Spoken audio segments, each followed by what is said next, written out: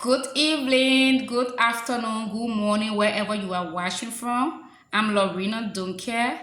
Welcome to my YouTube channel, Talk with the Midwife.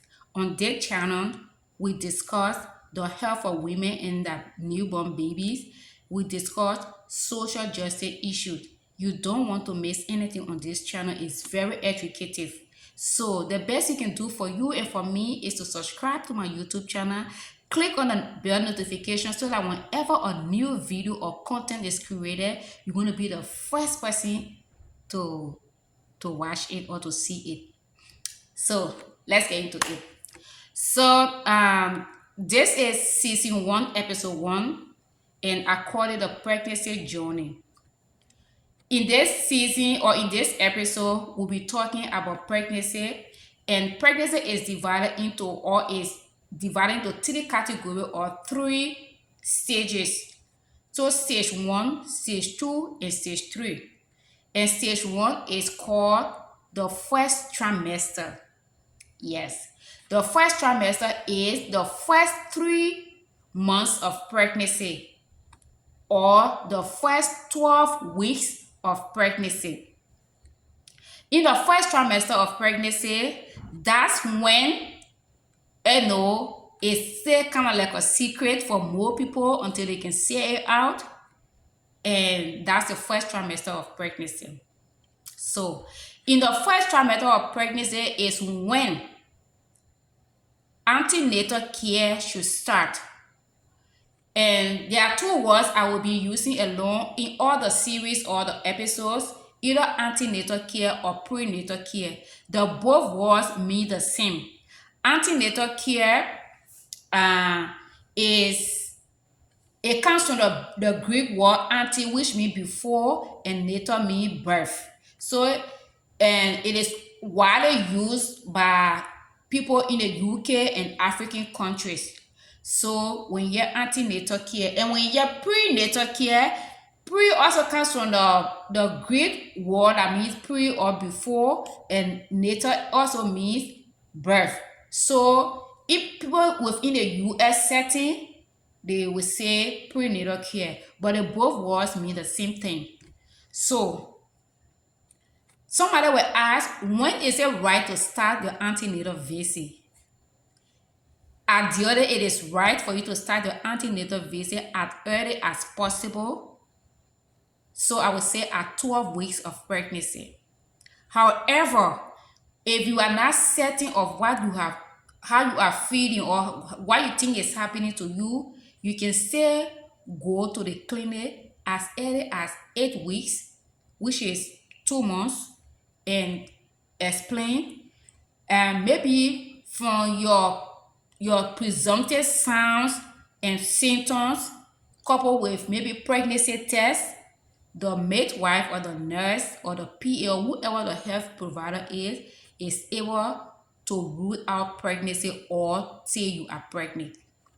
So in most clinics, coming to Liberia, in most clinics, the pregnancy test may not be there. So, and better at 8 weeks of pregnancy, which is 2 months, there may not be, a fundal height.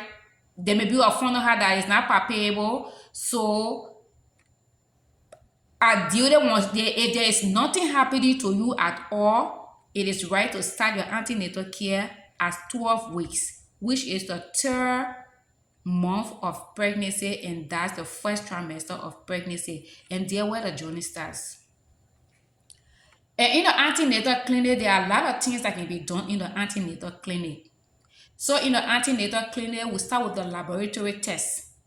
So you want to be sure, you want to be sure that everything is okay with you. So in the antenatal clinic, you do your blood test.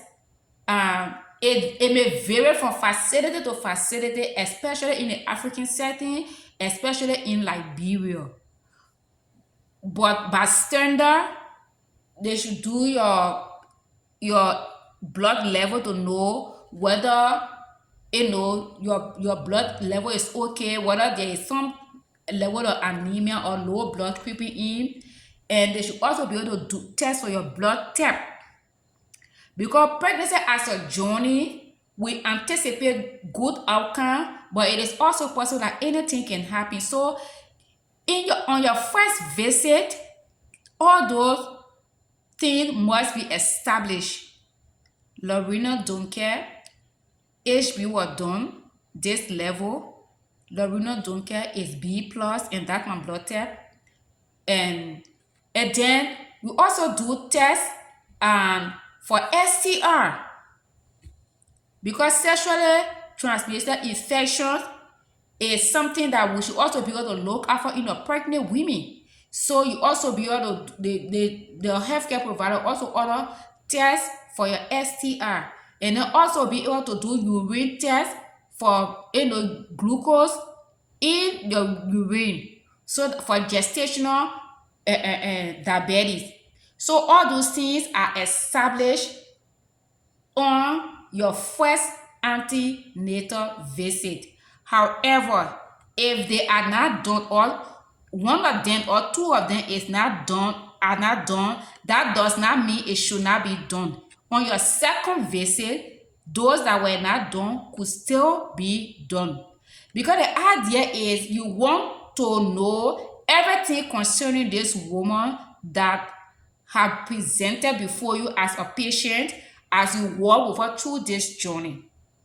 So you want to know all those things about her, so that when something happens tomorrow or something changed during the journey, you know what might have caused it, because you already have something registered in your mind, or you know whether this pregnancy is just going to go smooth and have a normal and safe delivery. Also in the antenatal clinic, we do physical examination. And the physical examination includes measuring of the blood pressure. You must establish the blood pressure of this woman. And often in pregnancy, the blood pressure is kind of low, but not abnormal. So maybe you will get 100/60, 100/70, 110, you will get those kind of number. But in case you do a blood pressure of a pregnant woman and it reads maybe 120/160, so you should have in mind that there is a pre-existing blood pressure, hypertension for this woman, which could be complicated by many other things. So you should also have that established. So these are the reasons why you want to establish on every visit. Like on every visit, you have to do the blood pressure. On every visit, you have to do the blood pressure. You have to measure the weight of the woman, because you want to know, okay, she was 12 weeks pregnant and she was 40 kg. Now she 18 weeks pregnant, she's still 40 kg. Then you try to think, is she eating right? If she is eating right, she says, yes, I eat 3 times a day, this, that, is the fetus growing? So that's why you want to do the blood pressure every week, because there are a lot of factors that will interfere with the blood pressure increasing or getting low. You also want to do the height, the weight every week, and every visit, not week. And then you do the height of the woman on her first visit. However, if you forgot to do the weight on the first visit, do not beat on yourself too much. You can still do it when she comes back the next time, but it is very, very essential that you do the height of your pregnant woman, establish it and have it recorded that this person is 6 feet, 5 feet, 4 feet. The height has a lot of significant role to play, in doing labor and delivery. So you want to establish that. Besides measuring those things, which are part of the vital signs, you also monitor the health of the woman herself. That is, you measure the abdomen, which is the stomach. So you measure the stomach to know what's the level of the pregnancy, because it is only with that you are able to confirm what she has told you. She said, I lastly saw my time in March, so April, May, June. So you assume you do the EDC For the level of this discussion, I'm not going to go into all those things. But then, if the pregnant woman tells me, I lastly saw my time in March, I asked her March when, what was the last day in March she saw it, she tells me, and then I calculate, I say, okay, it's 3 months. To confirm whether it is actually 3 months, I have to measure the abdomen. Okay, so we use a tape rule, which is the same one I will use in the tailor shop. So that one it is used, generally. So there will be some that will be sophisticated, but still it is a tape rule. So it is measured in centimeters. So then you do the tape rule and measure the abdomen. So you put a tape rule, the midwife knows what to do, the PA knows what to do, the nurses, the doctor, everybody knows what to do. So from where you put it down here, and then to where the fundal height is, where the level the fetus have grown, maybe it will be at this to where it have grown, and you measure it. If it tells you 12 weeks, then it is confirmed that that woman is 3 months pregnant. And then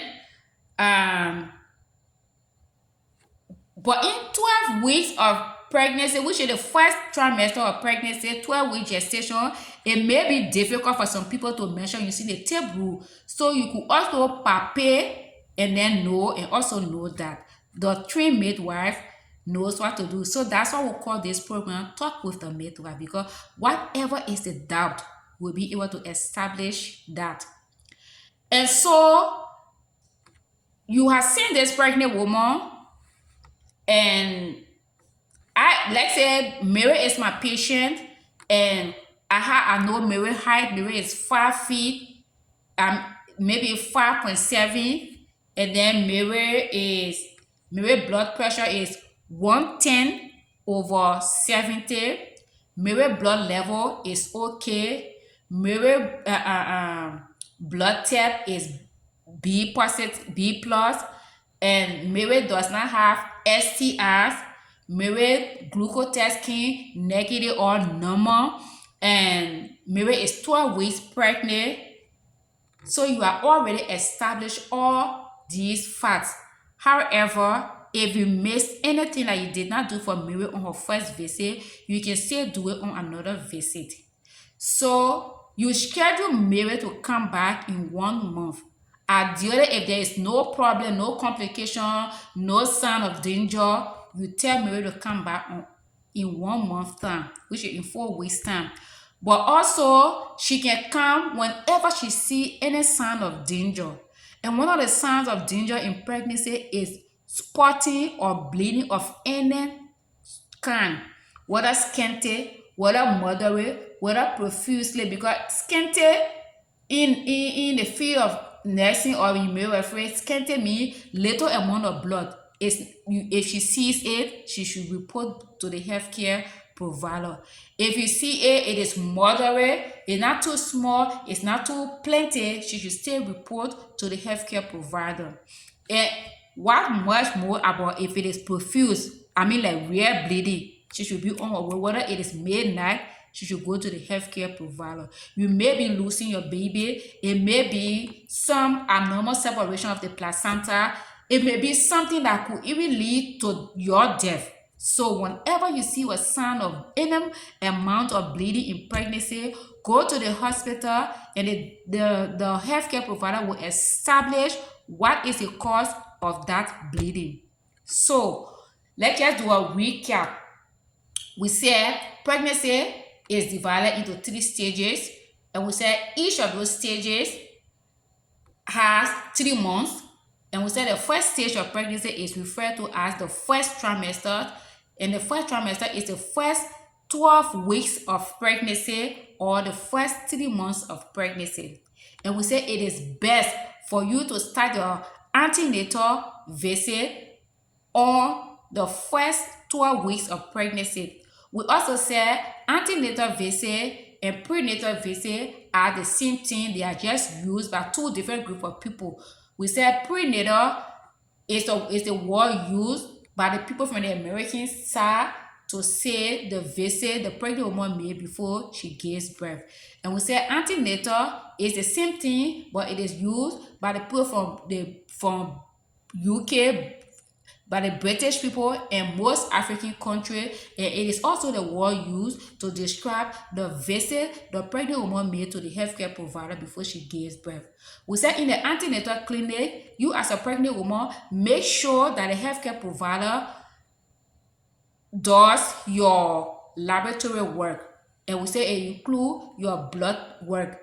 So your blood work has to do with knowing your blood type, your blood level, checking for in most countries, and which I know Liberia is a part, they have the PMTCT, the Prevention to Mother to Child Care Transmission of HIV and AIDS. So you can only do that when your HIV test is done, which is not forced, but it is right you do it. So just in case you are able to be on a safe side and protect your baby.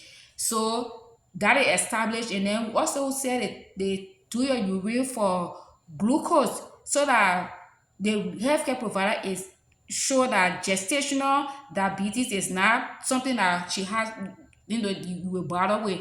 And then we also say make sure that on every visit your blood pressure is done. If you went to a clinic or a hospital and the healthcare provider does not check your blood pressure, remind her, oh, excuse me nurse, excuse me midwife, you have not done my blood pressure. Did you forget?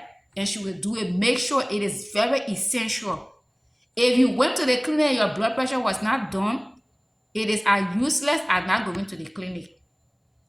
And then we also said make sure your weight is taken every visit. And we said make sure that your height is measured on your first visit, or if she forgot on the next visit, but in a pregnancy, make sure that your height is measured once. Especially if you have to go back for another pregnancy and you have changed the health facility, they should still measure your height. And we said the reason why you go to visit in the first trimester is early detection. Because if you go for a visit and the woman established that you got high blood pressure, maybe 120 or 140, it's a dangerous sign for you, for your baby. So that's why it is good. Don't say, I'm supposed to know that I'm pregnant, so I mean wait until 5-6 months. So it is not advisable. So go to the healthcare facility when you are 3 months pregnant, which is 12 weeks. And so that all these things can be established. And then when the healthcare provider tells you, go come back July 20th, make sure you go July 20th for your healthcare, your checkup. Even if you went to you live in Monrovia, and then July 20th you are in Seneca. When you're traveling, carry your Be Better book with you, your ANC card or your prenatal card, carry with you. And then as soon as the next provider in your different country, different facility sees it, they already know, because the first person has recorded your height, your weight on that visit, your blood pressure on that visit, and everything essential, how many children you had before, how many abortions you ever had, everything is already on that book. So they start from there. So don't say, oh, because I usually get treatment from at the hospital and I'm in Nima, I'm not able to go to Ghana Methodist Hospital. Just make sure you carry your book with you. Your OB book should be like your ID card. That's what I would say. When you go, even if you're going to work, put it in your bag, because anything could happen. While we anticipate good result or good outcome of pregnancy, the most important thing is, or to note, is that things can change anytime. So as a result, if you have your ID card, let's say for example, if you are involved in an accident, maybe you live more over, maybe they got involved in an accident, what will make people to know who you are is your ID card. So the same way, if they rush you to the hospital, anything happens to you, maybe they did not go to where you usually seek care. So, but the board will be able to tell, oh, XYZ. So I would suggest to every pregnant woman, your OB card should be with you when you go to work, when you go in the market, have it with you in your bag, and when you traveling, have it with you. That's that's the identity of your pregnancy and every condition that is presented with that pregnancy. That's what I would say. And I would like to say that pregnancy as a journey should be respectful. The healthcare provider must respect the pregnant woman and her family, and the pregnant woman as well should respect the healthcare provider. Most of the reason why things happen the way it happen is because that relationship is not there. So we don't get a lot from the patient, which we only get things on the surface or what we are able to see. So sometimes it's good to have that relationship with the healthcare provider. I mean with the patient and her family. So it's respect in all this care you are giving. If you don't respect the patient, she's not going to come back. Oh, you are not later, man. I know when you are laying out for you to get pregnant, you are not closing your life tag. Now for you to let them to measure you all kicking yourself together. That's very disrespectful. So if you tell me that, I'm not going to come back to that clinic for even if the clinic is just 1 minute walk to my house, I will go to another clinic where I will be respected. So healthcare provider, it is very much important for us to respect the pregnant woman and her family. And to the pregnant women, the job is like a sacrifice, especially in a country like Liberia, where the healthcare provider goes 4 months without being paid. The least we can do is just to respect and appreciate them. So this brings us to the end of season 1, episode 1 of the pregnancy journey. So thank you. Enjoy the video. If you have any questions, feel free to put it in the comment section and I tell you I will do my best to answer them. Thank you and have a good evening. It's evening at my end. Thank you so much.